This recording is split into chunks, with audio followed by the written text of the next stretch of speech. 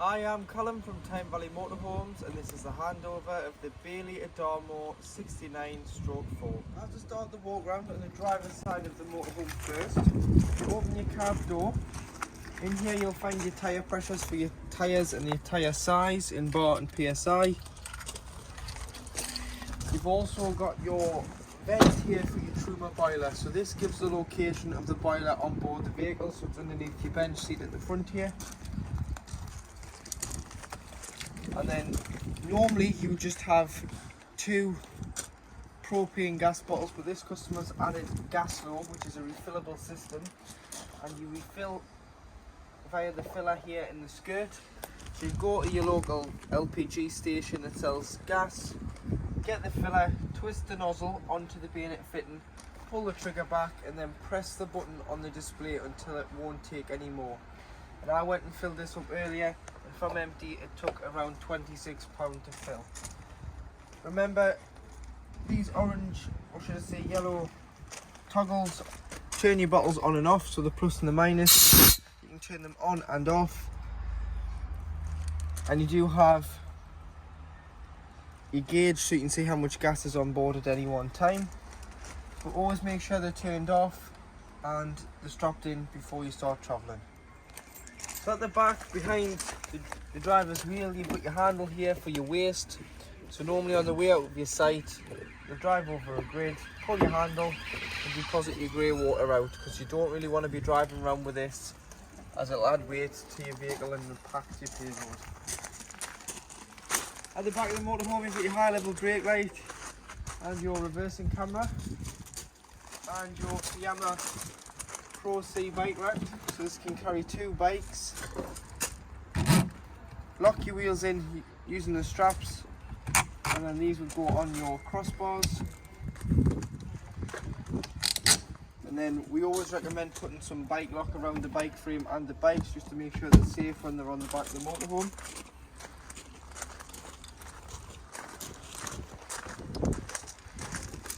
In here you've got your garage, so you do have tethering points in the corner.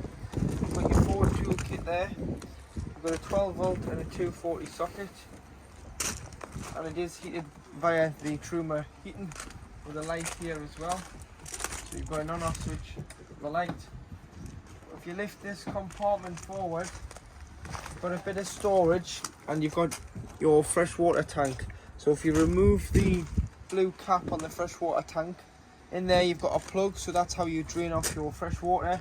So should you have taken on contaminated water, or you want to drain it down for the winter when it's sitting on the driveway, remove the plug and that will drain off all the water out of the freshwater tank to stop anything from freezing. This is your cassette locker. So to lift your cassette out, lift the orange handle and you'll be able to slide the cassette free of the motorhome. You can either carry it, or you can pull the wheels out and you can drag it to your waste disposal site, which is normally beside your toilet block. And you would remove your cap, press your button here when pouring the content of the cassette out. Once you've tipped the content of the cassette out, pop some water in, there's normally a tap there, give it a rinse and tip out again, and then go in with a cap full of liquid into here, which is either blue or green, and then you can pop it straight back into the motorhome and use the toilet. I've shown you how to empty the freshwater tank, but this is how to fill it. So you've got a wheel filling point on the motorhome, and you need one of these which is supplied with the motorhome. So this is a wheel connection. That would, you pull the pins back, that would clip into there, and then this would connect onto the tap of the site or at home, so you can fill it with fresh water. And then you can see on board the control panel how much water you've got on at any one time. With your two fridge vents, your awning, your fuel awning, your awning light above the door, and you've got a safety lock. So with the safety lock, the light or lock, you can pop that on when the van's not being used, but don't put that on when you are travelling, because if you involved in an accident, you want to get out the habitation door. If you can't get out the car, you don't want to be trapped in the vehicle. Here you have your hookup point, so this is your charging point. So if you're at home and you were charging the motorhome before you went away, have it hooked up, or if you're on site, you'd hook it up as well. So you get your hookup lead, lift the collar, slide it on here. Always hook the motorhome up first, then the site or your house, and do it in reverse order so that you're never walking around with a live lead.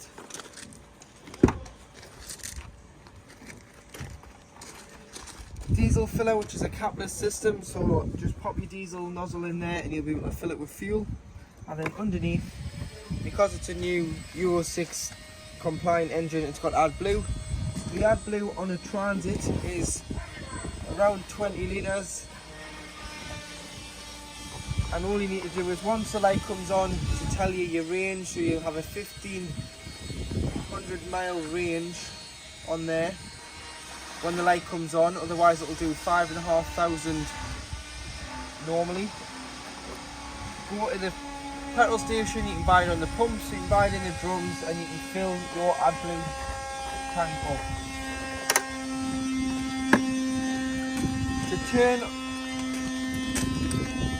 To open the bonnet using the forward key, you pop that in the front, push it up the forward badge, turn it to the left to pop the bonnet, and then to the right to release the bonnet. And you've got all your various liquids, so you've got your coolant. As the engine battery on Ford is underneath the driver's seat, this is the positive terminal for giving or receiving a jump start, and you'd earth off the engine hoist here. And then you do have your dipstick for checking your oil filler, your brake fluid, and the main one you're going to need, which is your screen watch, just in the corner there. To operate your control panel, first of all, if you are hooked up, you'll get this little icon here that looks like a wire, which means you are receiving 240 volt. If you don't have that light on, it means that you are just on 12 volt off your leisure battery. And this switch here is your master switch, so that turns the 12 volt on and off in the living area. So it says master off, master on. Make sure the master's on, and then you'll be able to use all these buttons to put on your other bits and pieces. So if we go through the up and down first, so you've got the time, the leisure battery voltage. Take the hookup out and it'll give a true reading of what your leisure battery is currently sat at. You've got the vehicle voltage. You've got the leisure current. And you've got the internal temperature. You've also got the external temperature, your water level, your fresh water, and your wastewater. And then your battery select always wants to be the leisure, because that's the battery that the living area is using. So you always want that to use the leisure battery, because that is the designated battery and it was designed to be a separate battery. So don't put that on the vehicle, as it can flatten the vehicle battery. Tank fill, if you want to turn the tank fill on, you just press here. So when filling with the pump, what you'll have to do is turn it on so it sucks the water into the vehicle. So turn that on when filling with fresh water. You've also got the settings. You can access the settings by this one here and change the date and time. You've got your pump, so should you be using the taps, toilet or shower, to get a pressurized flow of water, you've got to turn your pump on. You've got your lights, so they're your interior lights, then they all are switched around the van, and this is your awning light. Once you take the hookup out, this will come on here saying loss of mains power. To shut it up from beeping, just press this button and it will stop the constant beeping. Light switches, 2 USB ports there, thermostat for your heating, and the up and down switch for your electric drop down bed in the front. So that's how you'd operate it. But make sure you've got the lights on, as the switch and the bed motor will be wired through the lights. So you've got to have the lights on to enable the motor and the switch to work for the bed to come up and down. To operate your Truma heating and hot water CP control panel, so you do a long hold and press to turn it off and on, and that will make the screen go blank. And then to get into the menu, all you need to do is do a light tap. And there you have a motorhome with a thermometer flashing, which is, if you click on that, is the temperature that you want the inside of your motorhome to be. So in the summer you can have it off, or in the winter you can have it at the highest of 30 degrees. Once you're happy with the temperature selected, all you need to do is then press enter, and that's saved that to 21 degrees. Moving on, you've got your water. So if you've got no water on board, you'd have it off, because it's like boiling a kettle with no water in. You're going to burn the element out. Eco is 40 degrees of heating the 10 litre boiler. So you've got 10 litres of water in the boiler at any one time. This will heat it to 40 degrees. Should you click on hot, this will heat the 10 litres to 60 degrees. And then you do have boost, which will turn off the heating and prioritise the water first. So for this, we'll just say hot, because you want the heating and hot water to run together sometimes. Next source, you've got what source you're currently using. So whether you're using gas, if you're wild camping, you would use gas because there would be no other source available. Mixture 1, which is 1 kilowatt, which is 750 watts of mains power and gas. Mixture 2, which is 2 kilowatts, which is 1500 watts of mains power and gas. You'd use this more in the winter if you're in desperate need of heating your motorhome or the water. But failing that, you can use EL1, which is 750 watts of mains electric, or EL2, which is 1500 watts of mains electric. Normally you would use EL2 on more sites that give you 16 amp. If you get a smaller feed, you may have to use EL1, just so it doesn't trip the site or trip your van. You may have to use EL1 abroad, as they're not as generous with their electric. You've got the fan in the top corner, so you can have it on Eco, which is a smaller feed of 12 volt, or you can have it on high, which will use all the fan speed and you'll hear it a lot louder. So Eco when sleeping as well is great. High will boost the heating around the van, as it'll use all the fan speed on high. Timer in the bottom left hand corner, so you can time it to come on and off, just the once though. Change the time on the display panel, so when the clocks go back and forth you can change the time.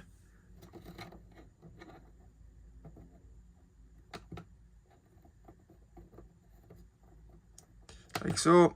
And then should you get a warning triangle in the middle, you can go to the settings and go all the way down to reset, press enter, it'll say preset, press again, and it will restart the control panel.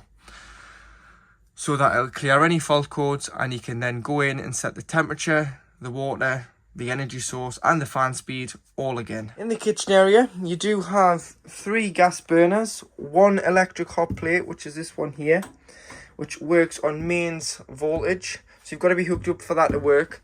The same with your Dometic microwave, that's an 800 watt fed microwave. You've got to be hooked up for that to work as well. So it's no good if you're wild camping, that's not going to work and that's not going to work. But you do have your gas.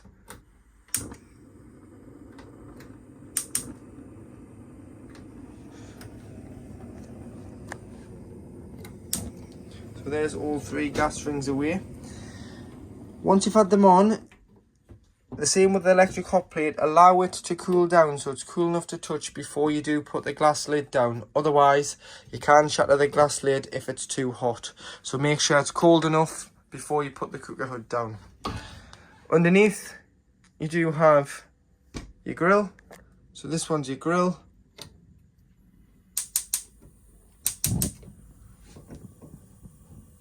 So there's your grill. You may want to take your grill pan and oven shelf out when travelling, as it can rattle a little bit, or wrap them up to stop them rattling.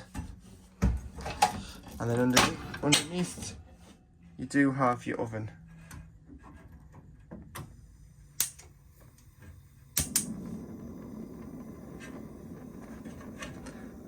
Same with the oven shelf, you may want to just take that out. Storage underneath, and there's your gas isolation taps for the boiler, the fridge and the oven. Any problems with gas, turn the bottle off to be safe, but it does tell you there how to turn them off.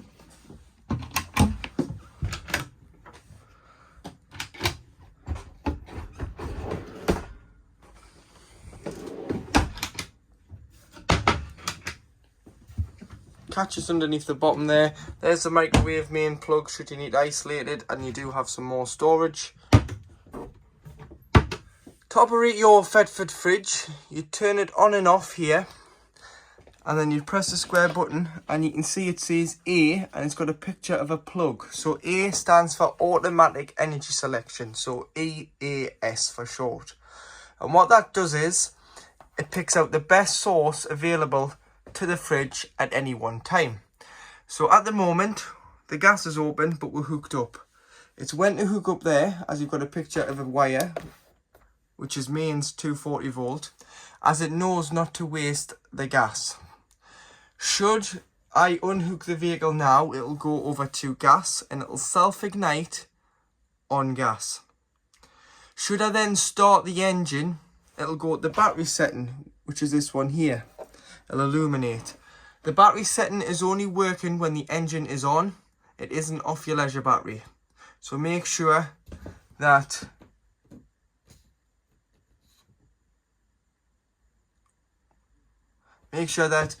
your engine is switched on, and you'll get a feed, and it's only to keep the temperature of the fridge the same as what it was previously at. It'll not get any colder, but it'll not get any warmer. It'll act like a cool box. So if you're going on a trip and you want to take shopping with you, and you're lucky enough to keep it at home, 2 days before, put the fridge on full temperature, on hook up by hooking the van up to the house. Not only does that give a chance for the leisure battery to charge, but you can put your fridge on, chuck your shopping in the night before, allow that to chill, and then when you're ready to drive on A, it'll just do its own thing. Should you ever need to manually change it, all you've got to do is press and hold the square button, move it along, and then select which source you want. The only time you may have to do this is it waits 20 minutes before lighting on gas on automatic, just in case you've left your gas on and you've knocked the engine off. The last thing you want is the gas trying to light in the petrol station. So if you needed to do that and override it as you went wild camping and you couldn't wait 20 minutes, just press and hold, slide along, select gas. This is your temperature, so 1 being the warm, 5 being the coldest, and there it is, it's lit on gas. Also, remember to leave your doors open when you're not using the van. Stops the smells as the air gets trapped in the fridge by sliding this clip in the middle and resting the door upon the hinge.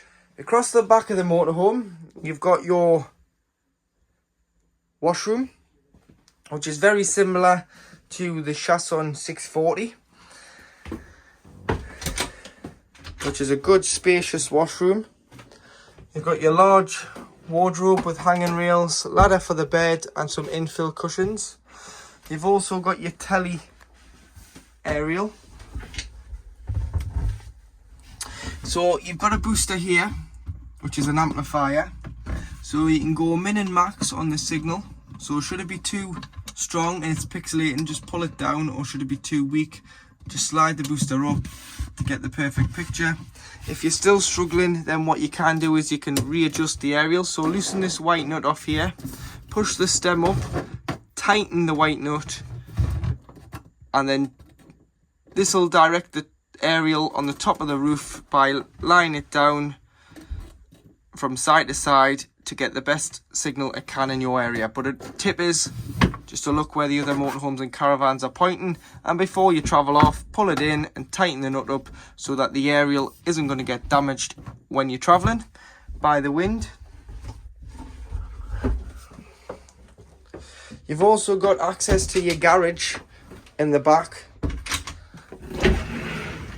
Yeah, obviously this is your freshwater tank that I was showing you from outside, and if you unscrew your cap,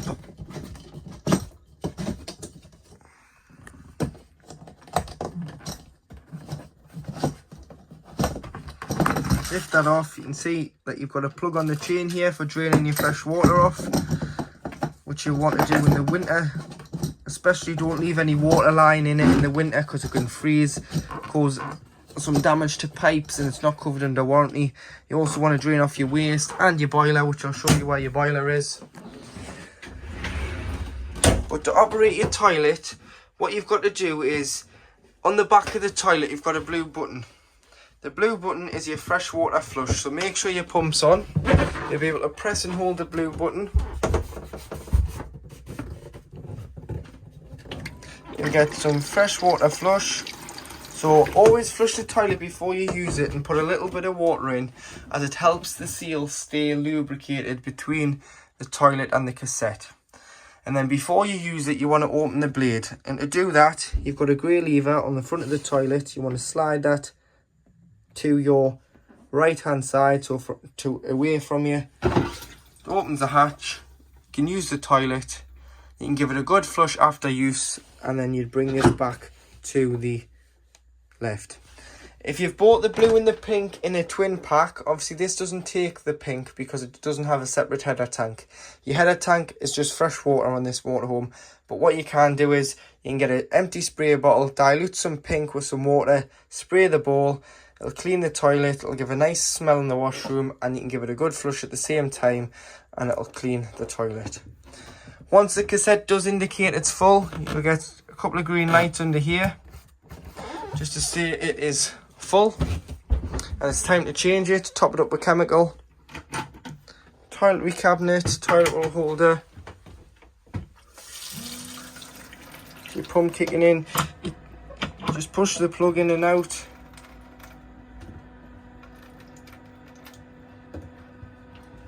More toiletry. There's your sink plugs and your toothbrush holders. Make sure you tie your door back before you do start travelling. And you've got your shower screens, you can tie them back as well with these straps. Hanging rail in there for your wet coats, wet towels.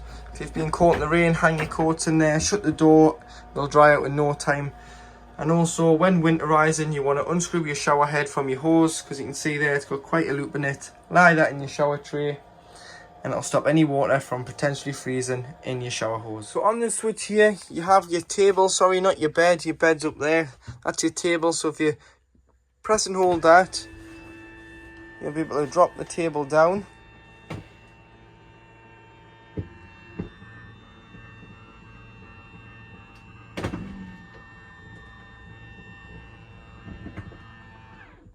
And then you'll be able to use this control here and bring your main bed down, which you can stop at any height just by letting your finger off the button. So if you want to leave it there, you can pop the ladder on, you can make the bed underneath, or if it's just two of yous, you can bring the bed all the way down so it lies on top of the sofas. But what I would say about this bed is, in the winter, you want to leave it slightly down, just so that the air can circulate on top of the mattress to stop any smells, the mattress getting mouldy or damp. Just pull it down so that the air can circulate around the vehicle and around the mattress to stop any smells. In the front of the lounge seat, behind the passenger seat, if you open the little hatch, this is your power supply unit. So you've got all your main trips on 240 volt on the top, and all of your 12 volt fuses on the bottom. So they're listed what they do. Carry some spare blade fuses with you, just in case one does blow a fuse, you can replenish your fuses. So that is a good idea to carry some spares, and then should you trip the van, you can try here before you try your main site.